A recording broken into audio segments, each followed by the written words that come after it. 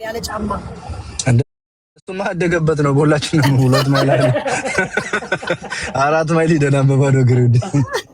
ያለ ጫማ ተጫውተን እንኳን ምንም በረዶ አለቀ እኮ ጊዜው ሄደብን። በረዶ ግን በቃ አንዳችን ቤዝመንት አንዳችን ላይ ነው የምናየው። እንግዲህ እንጨራርስ። አዎ አይ እንዳይጮህ ቡቡ እንዳይል ፈርቷል። አሁን አላሲዝም ስላለ ድምፁ ራት ፍተው የለም። ያኔ ቡቡኛ ነው የምንለው። ወይኔ በጌታ ህይወት በትዝታ እንዴት ነህ? ደህና ነህ ወይ? እንዴት ነሽ? ሰላም ነው? ሰላም ነው። እንዴት ነህ? ያለው በእውነት እግዚአብሔር ይመስገን። ሰላም ነሽ? አለሁልህ። ሁሉ እንዴት ነው? ጥሩ እየሄደልህ ነው? ኧረ ያንን ካመሰገንን ደግሞ ሌላ ይጨመራል። ባለም ማመስገን ነው። ተመስገን ነው። እውነት ነው። ልክ ነው። አይዞህ በርታ፣ ጀግና ነህ። አንተ ሲስተሙ ገብቶሃል ወንድም አለም። በቃ ሰው ያለውን ይዞ ተመስገን ሲል እግዚአብሔር ሌላ ይጨምርለታል። ያለውን ያማረረ ያለው ይቀመዋል ይባላል እና አሁን ያልከው ነገር ትልቅ አባባል ነው።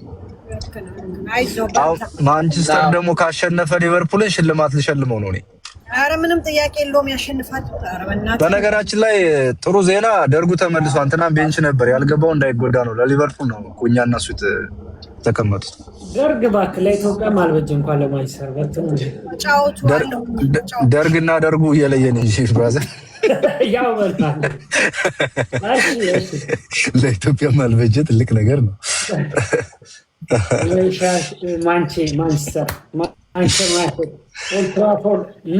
እኔ መቼም ሊቨርፑልን የመሰለ ክለብ እንደው ሸባ ብዬ መቼም አልጠራውም። ታውቃለህ። ግን እንዴት ነው እንትኖቹን አጸዳችሁነት? የእነኛ የመጡባችሁን ስቴዲየም ውስጥ የገቡ የተባሉትን ነገር ስቴዲየም ውስጥ የመጡባችሁን ነገር አጸዳችሁ? አንተ እዛ ውስጥ ነው የምትርመጠመጠው። እኔ እኮ ደጋፊ መስለህ ነው የማወራው እንዴ? እኔ እኮ በእንትን ነው የጠየቁህ። እኔ ማንቸስተር ዩናይትድ ብዬ ጠርቼ አላውቅም ነበር። በአንተ ምክንያት ነው የጠራሁት ዛሬ። ስማ እንደዛ አይነት ነገር እኮ የሚገኘው አሮዬ ቤት፣ የፈራረሰ ቤት፣ የጠሰጠሰ እንደዛ አካባቢ ነው። ማንቸስተር ዩናይትድ ዘ ግሎሪ ስንት ባላንዶር የተነሳበት ስቴዲየም ላይ እንደዛ ነገር ትጠብቃለህ? ወይኔ ምንም እኔ ከማንቸስተር ዩናይትድ ታሪክ የማስታውሰው ሮኒን ብቻ ነው።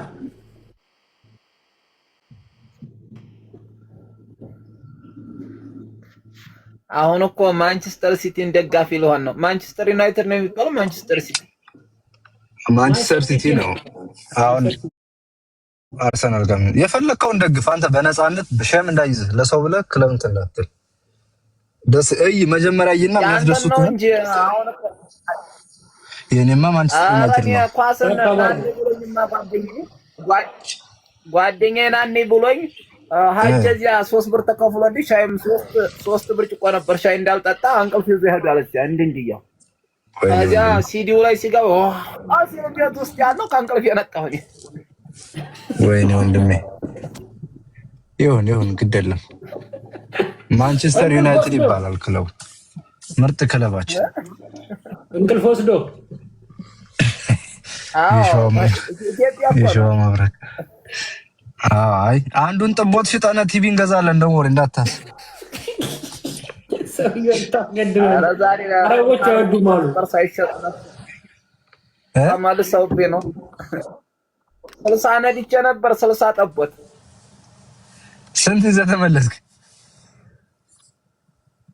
አንድም አልሸጥም። እዚህ ሀገር እኮ ገበያው እንደ ኢትዮጵያ 2-3 አይደለም፣ እንደዚህ በጅምላ ነው የሚሸጠው። ቆይ አንድ ጥቦታውን ስንት ይሸጣል አንተ ጋር? አሁን ለምሳሌ ዛሬ አወጣሁ አጠቃላይ የኔ 100 ይሆናሉ። ትንንሾቹ የምጠብቃቸው ማግዘው የምመግባቸው አጠቃላይ 100 ይሆናሉ እና ለኔ የብቻ ከዚያ እነኛ አሁን አንዱ በ700 ከሆነ 100ም በ700 ነው የሚሸጠው። ኦ ማይ ጋድ የሚገርም ነው። አንድ ሾው ሚኪ አዎ። እና እንደዚህ በጅምላ ነው የሚሸጡት። አንድ ጋር ነው የሚሸጡት። እንደዛ በአንዱ ሂሳብ ሁሉንም አንዱ 700 ከሆነ 1000 ከሆነ አንዱ 60 ማለት ነው። ኦኬ ጥሩ ነው። እንደዛ ነው የሚሸጡት። የፍየል ስጋ ደግሞ ጤነኛ ይሆናሉ ይባላል። የሚበሉት ያው ቅጠላ ምናምን ስለሆነ ለሜዲሲን ጥሩ ነው ይባላል። እና ብላ አንተም የበረሃ ስለሆነ እንደዚህ እንደሌላው ፍየል አይደሉም። እኔ የምጠብቃቸው አሁን ሌላ አካባቢ አሁን ዝም ብሎ ቤት ብቻ ምግብ ይሰጣሉ። በሽታ ምናምን የላቸውም። አሁን የኛ ምርጥ ናቸው። ክትባት ምናምን ያገኛሉ። እንዲያውም ያለ መድኃኒት የሚኖሩ አይመስለውም። ሰውየው እንጨት አምጣና እንድድበት ይለኛል። ጠዋት ተነስቼ ጠርግና ማደሪያቸውን እንደገና ደግሞ ግቢው ሳይቀር አጭስበት ይለኛል። በቃ ጭስበት። ለምን እሱ አጨስም? ምንድነው የምታውቀው እንዴ? አሁን እኮ አንተ ሀብታም ነህ። ለምን አንተ አትቀጥረውም? ሰውየው እንደ ሀሳብ አለ እኮ ቪዲዮ። እንዲያውም እንጨት እኮ እያሰበሰቡ እንጨት አስሬ ተሸክሜ የራሱ እንደዛ አንድ ቪዲዮ ፖስትቻለሁ። እንጨት ከበረሃው እያመጣሁ ቤት ውስጥ ጭሳ አጭስበት እያለኝ እንትን ቀበረቾ ሰውየውን ቀበረቾ ለምን አታጥነው? ቀበረቾ ነው መሰለኝ። አይ አራስ እንግዲህ ዝቅ ብሎ መስራት ነው እስከ ጊዜው እንጂ የሰው ታዛዥ ስራ አይናቅም። ደህና ነኝ። ዛሬ ተሸከምኩበት እኮ ስለምሸከምበት ይለቃል። ቀፍሮ ልጁ በማግስቱ እኮ አልተነሳም። ሚኪ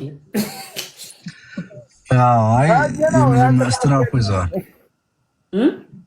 ስፖርትም ስራ ግን ይኸውልህ ስፖርት እየሰራ እየበላ በደምብ ሰውነትህን እንትን በጠንከር አድርግ።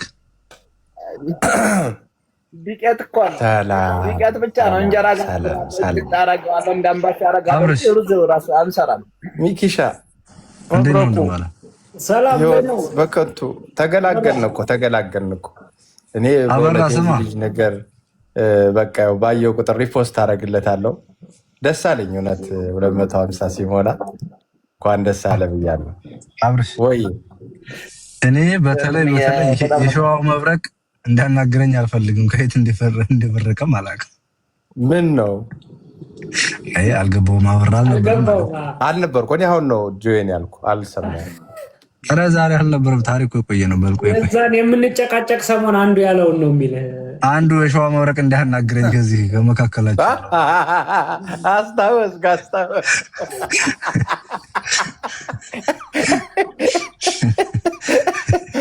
ወይኔ እንግዲህ ከቢት ይወላል አታስቀኝ። ያለፈ ነገር ያመጣ ሳቅ ጥሩ ነው።